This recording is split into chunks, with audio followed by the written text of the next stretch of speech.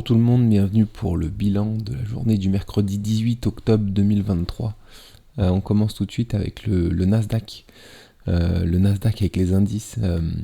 Alors, on a enfin fait cette séance de baisse qu'on attendait, qui a été franche cette fois-ci par le bas. Donc voilà, d'après moi, la prochaine zone on devrait rapidement atteindre cette zone ici, maintenant, cette zone de support oblique qui correspond au biseau. Donc voilà, ici on verra comment ça se passe. On verra si on rebondit sur cette zone de support ou bien si on casse encore par le bas pour atteindre les objectifs de cette tête-épaule qui n'était pas très jolie, certes, et surtout qu'on a fait un pullback vraiment abusif. Donc voilà, à voir comment on réagit sur cette zone pour le Nasdaq dans les prochains jours. Pour le SP500, c'est pareil, on a fait une belle séance franche de baisse pour valider cette tête-épaule oblique un petit peu. On avait fait un pullback qui était parfait, on avait comblé partiellement le gap, donc maintenant ce gap va jouer le rôle de résistance, hein, si jamais on revient sur ces niveaux. Donc voilà, là on se dirige vers le bas, vers ici, vers un double bottom. On va voir comment on réagit dans cette zone-là, et puis dans cette zone-là ensuite. Donc voilà, en tout cas, je pense qu'il n'y a pas grand-chose qui va nous arrêter pour descendre sur ces zones-là, et puis on devrait peut-être même y arriver assez rapidement, d'ici, peut-être pas aujourd'hui, mais d'ici la semaine prochaine. Donc voilà, on va commencer à prendre de nouveaux paris à la hausse sur ces zones-là dès la semaine prochaine. Donc voilà, pour anticiper un éventuel rebond. Même si je pense que ça va descendre probablement plus bas. Pour moi, les zones à privilégier, c'est celle-ci pour le SP500. Voilà, c'est cette grande zone ici, peut-être ici un petit peu avant. Et pour le Nasdaq... forcément c'est cette zone là, mais je pense que ce serait bien qu'on redescende au moins jusqu'à cette zone là, du coup, pour avoir pour qu'on puisse avoir un beau support sur lequel rebondir et pour pouvoir avoir une belle impulsion ensuite haussière. Donc voilà, on va suivre ça en tout cas. On passe sur la perf d'hier, biotech. Alors c'est un short, on l'avait pris, alors on avait pris le double top ici, on avait cassé par le bas, on avait pris le pullback ici, donc en une heure il y avait eu un retournement, et là on voit qu'on est parti fort vers le bas hier, donc on est déjà à notre R4, donc quand ça part fort comme ça, on essaye de serrer un peu notre stop loss, parce que c'est des paniques baissières et souvent ça marque parfois la fin des baisses. Donc voilà, on arrive sur une zone sur laquelle on avait, sur une zone potentielle de support. Là on est sur du... Donc voilà, on va suivre ça attentivement. Mais voilà, on peut rebondir aussi rapidement sur cette action, donc c'est pour ça qu'on resserre un peu les stops, sachant que ça part violemment vers le bas. Donc c'est pas tenable sur du long terme, je pense. Donc voilà, en tout cas on va suivre ça. Ça c'était la perf du jour. Pour le flop du jour, ASND. Alors désolé, c'est un peu brouillon parce que j'ai plusieurs grilles. Alors ASND en hebdo, c'est un double bottom. Voilà, et puis là je pense qu'on va revenir sur ce support là, et sur le chemin de support, on a un élargissement à angle droit ici qu'on a fait. Le haut de l'élargissement d'ailleurs est venu combler le gap ici. Comme quoi les gaps ça sert vraiment de résistance ensuite, parce qu'on a été repoussé violemment.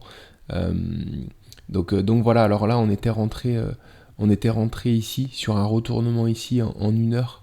On avait atteint notre R3, malheureusement on n'a pas réussi à sécuriser notre position, on est venu se faire sortir sur notre point d'entrée. Donc c'est dommage quand on atteint le R3 de pas réussir à prendre de gains sur ce genre d'action. Par contre on va la reprendre. Alors du coup maintenant je peux effacer la grille précédente. Voilà, on va la reprendre parce que on a un objectif qui nous ramènerait sur le top ici, et puis qui nous ramènerait sur ce support éventuellement sur cette résistance de l'élargissement à angle droit ascendant. Donc voilà, si ça repart vers le haut, on mettra notre stop loss ici.